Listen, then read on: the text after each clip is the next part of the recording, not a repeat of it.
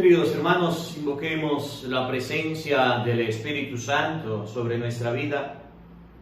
Pidámosle a Él que nos asiste y nos acompañe en esta reflexión diciendo todos: ven Espíritu Santo, llena nuestros corazones de tu luz, de tu sabiduría,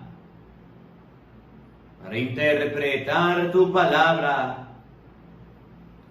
no como palabra humana, sino como palabra de Dios, que es en realidad y que ejerza su acción en nosotros los creyentes.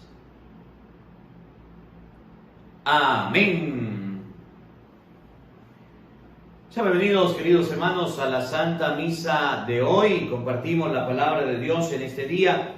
Compartimos el mensaje de nuestro Señor Jesucristo. Hoy vamos a hablar un poquito acerca de la primera lectura, que está tomada del libro de los Hechos de los Apóstoles, capítulo 4, versículo 1.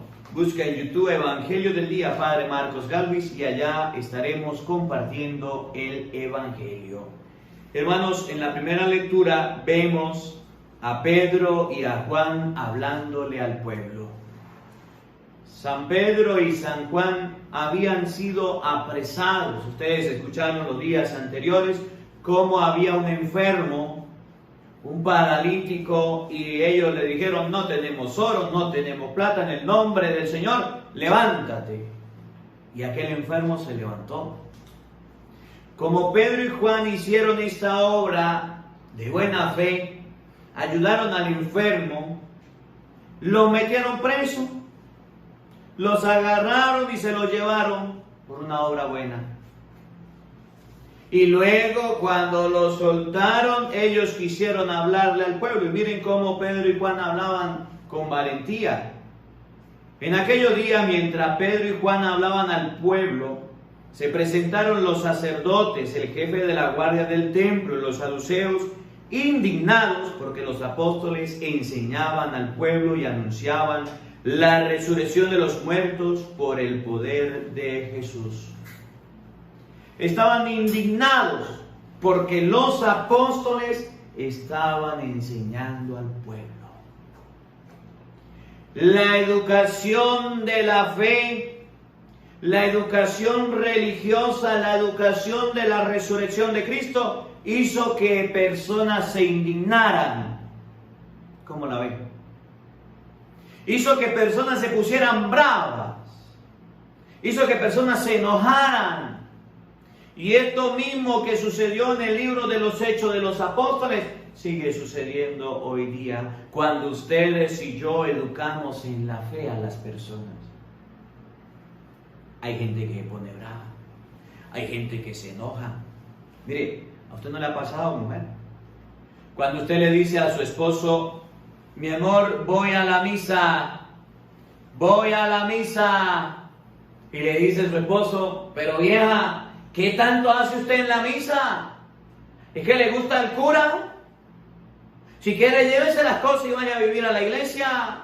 Se enoja porque la esposa está recibiendo la educación de la fe. Eso sigue pasando. Cuando el papá es comprometido en las cosas de Dios, muy poco los hay, pero los hay. Y entonces la mujer dice: otra vez viene usted tarde, estaba en la iglesia. ¿Y qué estaba haciendo en la iglesia? ¿Qué están haciendo con ese cura? Enoja la educación de la fe. Cuando a usted papá o a usted mamá le dice el padre: a ver, vamos a hacer la catequesis de los niños. El niño, para hacer la primera comunión, debe educarse, debe formarse. Y la educación son 2 años de catequesis. ¿Tanto tiempo, padre, para que mi hijo haga la catequesis? Se enoja. Eso pasaba, lo mismito pasaba con los apóstoles.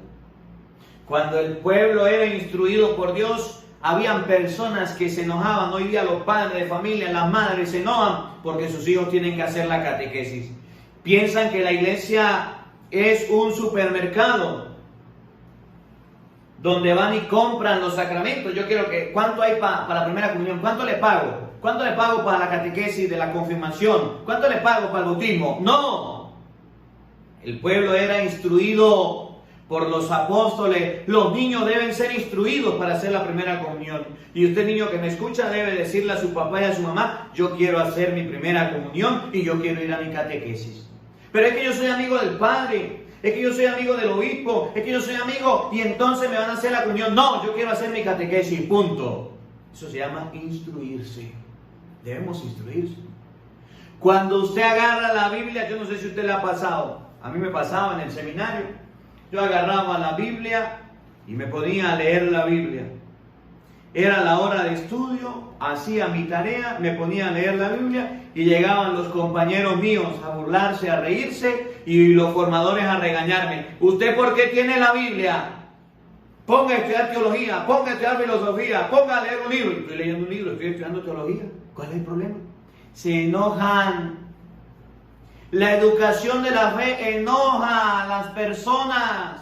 Molesta, perturba, estorba el día en que usted se ponga a formar con el catecismo de la Iglesia Católica, con los documentos Vaticano II, con las Sagradas Escrituras, con el magisterio y la tradición, con la Biblia. Entonces verán cómo la gente se enoja con usted porque se está formando en la palabra de Dios, porque se está formando en la enseñanza de la Iglesia. Eso es común, eso pasa en todos lados. A nosotros nos quieren ignorantes en la fe. Que usted vea a un católico instruido que nunca será confundido y llega un hermanito evangeliquito a meterle piojito y el católico le diga: ya, un momentico, párelo ahí, ya va. Eso no lo dice la Biblia, dice el evangélico. La Biblia no se hizo para contender, para engañar como hacen los protestantes. Entonces, para eso sí se hizo la Biblia. Cuando un católico instruido le responde, los protestantes una vez dicen: la Biblia no se hizo para pelear, no se hizo para contender. Mire lo que dice la palabra de Dios. Los apóstoles predicaban, evangelizaban y habían personas que se enojaban. ¿Saben qué es lo que más le da rabia a los protestantes? ¿Saben qué es lo que más le da molestia a los protestantes? ¿Saben qué es lo que no le gusta a los protestantes? ¿Usted quiere saberlo? Que encuentre a un católico instruido, que encuentre a un católico formado. Eso le molesta, que un católico le diga: pero como Jesucristo en San Mateo capítulo 4, pero también la Biblia dice esto, eso le molesta. Inclusive hay católicos que también se molestan. Oigan, en aquellos días, mientras Pedro y Juan hablaban al pueblo, se presentaron los sacerdotes, el jefe de la guardia del templo, los saduceos, indignados porque los apóstoles estaban enseñando al pueblo y anunciando la resurrección de los muertos por el poder de Jesús. La educación cristiana indigna a aquellos que no tienen fe, indigna a aquellos que no creen en Cristo. Habrán sacerdotes que prediquen la palabra de Dios y esto va a ser una indignación para algunas personas. Y van a tildar al padre de político, y van a tildar al padre de fanático, y van a tildar al padre de peleón, porque está educando al pueblo. Eso siempre va a pasar. Eso siempre y toda la vida va a pasar. Oigan, los aprendieron, y como ya era tarde, los encerraron en la cárcel hasta el día siguiente. Los metieron preso. Los metieron preso. ¿Por qué? Porque estaban predicando la palabra de Dios. A nosotros también nos pueden meter presos. Pero a nosotros nos meten presos hoy día con palabras. Cuando usted lo ve leyendo la Biblia, le dicen: ahí está el fanático leyendo la Biblia. Usted queda preso de esa palabra. Yo no soy ningún fanático. ¿Por qué le presta atención? No se encierre ahí. Ahí está aquel fanático leyendo, aquel fanático yendo a la misa, aquel fanático detrás de la nagua del Padre, no se enriede la vida, no se vuelva preso de las palabras de la gente. Lo metieron preso hasta el día siguiente. Pero ya muchos de los que habían escuchado sus palabras, unos 5,000 hombres, habían abrazado la fe. Pero el trabajo se hizo, la semilla se sembró, y eso es lo más importante. Mientras que lo metían preso, ya 5,000 habían abrazado la fe. Ustedes y yo debemos tener claro que en la predicación de la palabra de Dios podemos recibir muchos atentados, muchas palabras, muchos gritos, muchos insultos, muchas persecuciones, Pero el fruto que vamos a dar es que mucha gente abrace la fe, quiera la fe, ame la fe. Ustedes y yo somos esos instrumentos para predicar la palabra de Dios. Ustedes y yo somos esos evangelizadores que predican la palabra de Dios. Ustedes y yo somos llamados por Dios para llevar la palabra, y eso debemos hacerlo. Tristemente hay muchos católicos flojos, puro católico chimbín, muchos católicos piratas que se cruzan de brazos y dicen, nada, yo no voy a predicar, yo no voy a evangelizar, yo me conformo con escuchar la palabra y ya. Apague y vámonos a dormir. Ya no quiero más, ya no quiero más. Que yo vaya a predicar la palabra, no, padre, que usted no sabe qué predicar la palabra. Yo un día lo intenté y empezaron a insultarme. Fui a visitar a fulano o a sultano y vinieron a decirme un poco de cosas. Voy a estar recibiendo insultos. A los apóstoles lo metieron preso, pero muchos abrazaron la fe. Miren, y hoy día es fácil por los medios de comunicación social predicar la palabra. Hoy día es fácil predicar y llevar la palabra de Dios. Hoy día es fácil. Y nosotros debemos hacerlo, sin miedo, con valentía. Predicar la palabra de Dios, lo podemos hacer. Padre, yo no sé predicar. Padre, yo no sé hablar. Padre, esos son ustedes que han estudiado y se han preparado, pero sencillo, sencillo. ¿Cuántas personas no agarran el video y lo envían a su país y dicen, mire, yo voy a contratar en mi país una emisora de televisión o de radio donde todos los días se va a escuchar el evangelio del día, o donde todos los días voy a mandar a pasar la misa?